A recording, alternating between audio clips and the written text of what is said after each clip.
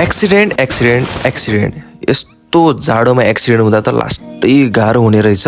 अब यो जाडो यस्तो बढेको थियो अनि हामीलाई पनि के गरौँ भइरहेको थियो र हामीहरू पुग्यौँ छानो क्याफे यहाँको स्पेसल झोल मोमो खान।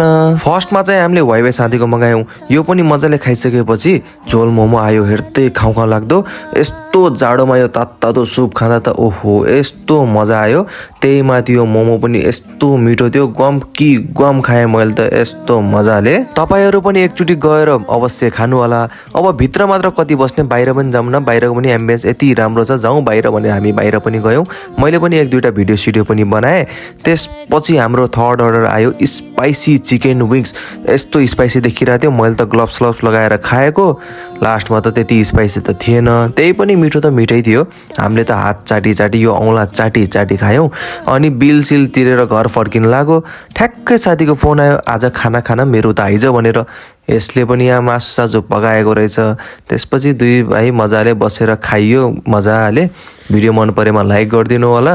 आजलाई यति नै, धन्यवाद।